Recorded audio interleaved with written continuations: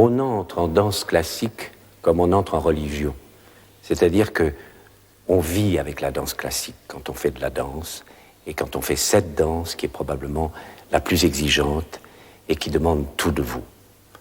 Agnès Le Testu, danseuse à l'Opéra de Paris, jeune danseuse, a absolument tout le corps, l'école, la formation, l'esprit, la concentration pour nous montrer les quelques positions, les 5, pas les quelques, les 5 positions de la danse classique qui sont le départ de tout.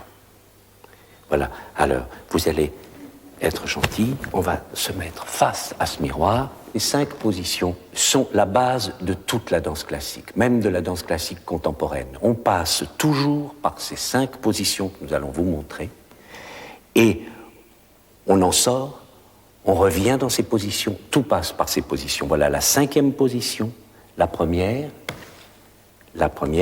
la deuxième, la troisième, la 4e et la 5e. Voilà. Le travail qui est très important aussi dans le ballet, qui est exceptionnel, qui est un travail très particulier, qui ne ressemble à rien d'autre, c'est le travail des pieds. Quand on voit le pied qui sort et fait un dégagé devant, il est évident que le talon passe le premier et que le coup de pied sort. Agnès, vous avez des pieds superbes et c'est un vrai pied de ballerine. Ça demande des années de travail et tout le monde n'a pas non plus la chance d'avoir le don d'avoir de beaux pieds.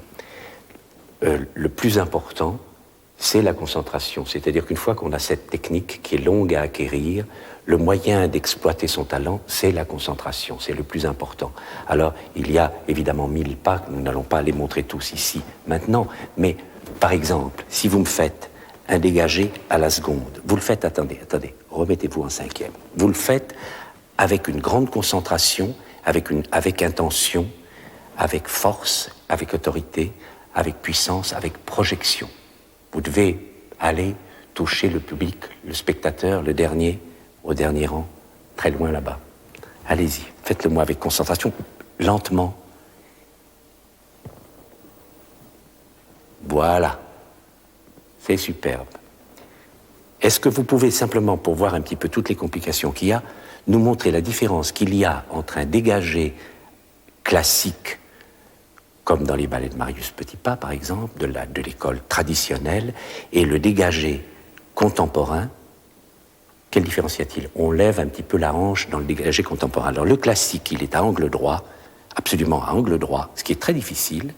Et puis alors, le contemporain, il va beaucoup plus haut, on bouge un petit peu la hanche, on monte un petit peu la hanche, et on fait le dégagé. Ça, c'est beaucoup plus moderne, parce que ça n'existe que depuis 20 ou 30 ans, ce dégagé-là. Bien. Agnès, vous allez me faire un petit pas qui va commencer par un dégagé devant, la tête va rejoindre le pied, vous montez le pied et la tête en même temps, voilà, c'est parfait, et maintenant vous allez me faire un tour en dedans, hop, maintenant vous me glissez la jambe en dedans, le pied en dedans, vous le repassez en dehors en 5e, vous prenez le pied dans la main, vous lâchez le pied sans le descendre et hop avec le bras. Voilà. Ben, c'est très joli. Vous voyez Agnès, maintenant que vous avez appris tout ça, que vous savez tout ça, que vous avez la technique, que vous avez fait cette belle école de l'Opéra de Paris et que vous dansez, que vous avez toute votre carrière devant vous, le patron maintenant, c'est même plus le chorégraphe, c'est plus le professeur, c'est plus le chorégraphe, c'est le miroir. C'est le maître absolu, c'est avec lui que vous vivez, et c'est lui qui va vous dire ce qu'il faut faire.